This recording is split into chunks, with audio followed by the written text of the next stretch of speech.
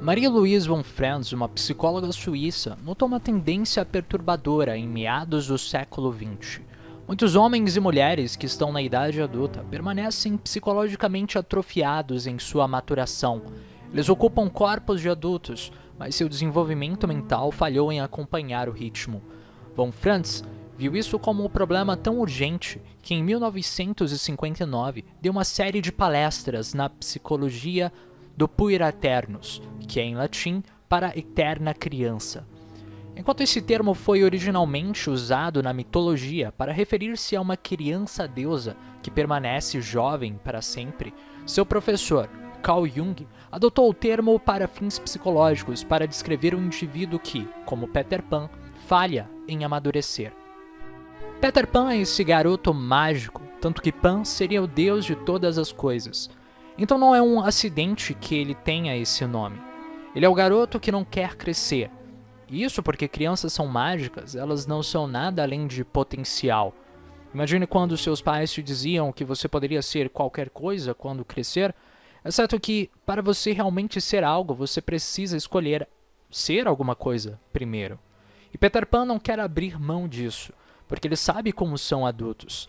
Mas o principal adulto que ele vê seria o Capitão Gancho. E quem é que quer crescer e ser o Capitão Gancho? Para começar, você tem um gancho, e em seguida você é um tirano. E além disso tudo, você ainda é perseguido pela representação do caos, que seria um crocodilo com um relógio no estômago. E ele já usa um gancho exatamente por causa disso. É o que acontece quando você envelhece. O tempo pega uma parte de você, e eventualmente ele tenta te devorar por inteiro. Por isso, a única coisa que o Capitão Gancho consegue fazer é se tornar um tirano.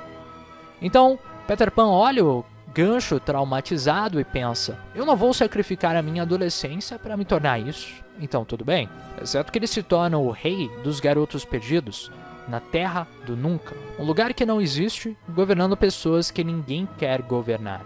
E com isso, Peter Pan também sacrifica a possibilidade de um relacionamento real, que nesse caso seria com a Wendy. E ela é essa garota conservadora, classe média londrina, que quer crescer e ter filhos, ter uma vida. Isso significa que ela aceita a sua própria mortalidade, ela aceita a sua própria maturidade. E por isso Peter Pan precisa se contentar com a Tinkerbell, que nem sequer existe. Ela seria como a fada da pornografia, ela é a substituta para a coisa real. Então a dicotomia que eu estou falando é que existe um elemento de sacrifício na maturidade. Você precisa sacrificar essa pluripotencialidade da infância e da adolescência para a realidade de algo que realmente possua um significado. Então a pergunta seria: por que você faria isso? Uma boa razão é que isso acontece você querendo ou não. Você pode escolher a sua própria limitação ou deixar que ela te pegue quando você tiver 30 anos de idade, ou ainda pior, quando você tiver 40. Isso é algo muito comum na nossa cultura, porque você pode adiantar a sua maturidade sem sofrer uma penalidade imediata. Mas tudo o que acontece é que a penalidade se afunila. E quando ela finalmente te bate, ela te nocauteia totalmente.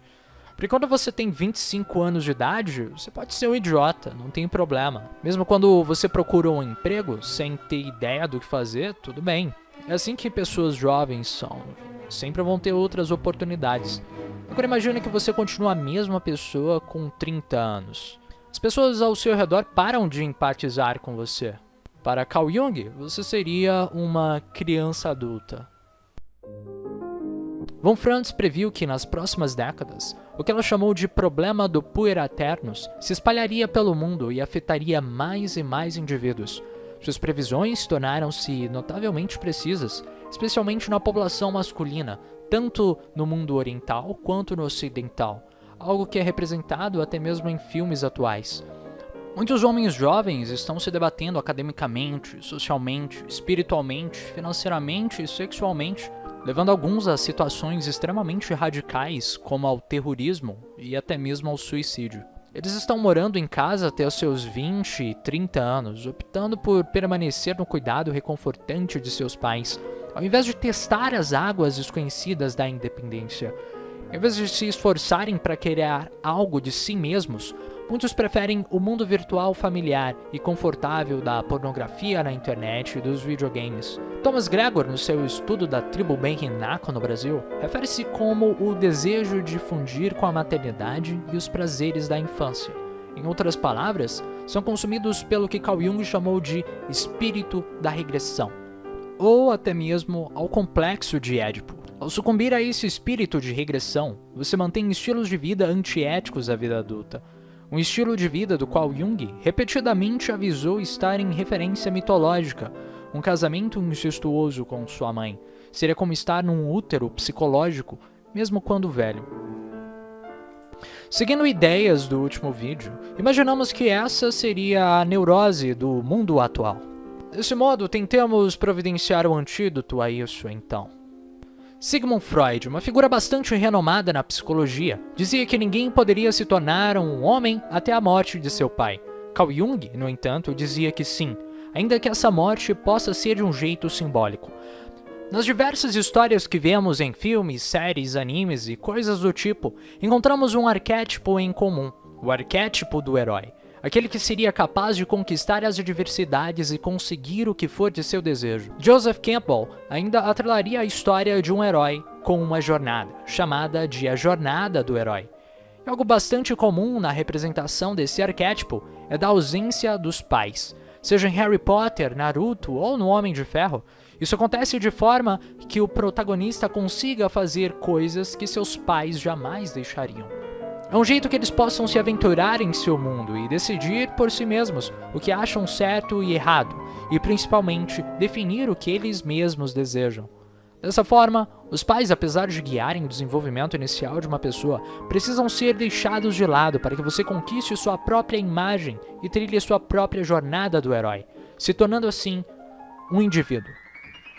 Nos próximos vídeos falarei mais sobre arquétipos e sua relação com o inconsciente coletivo.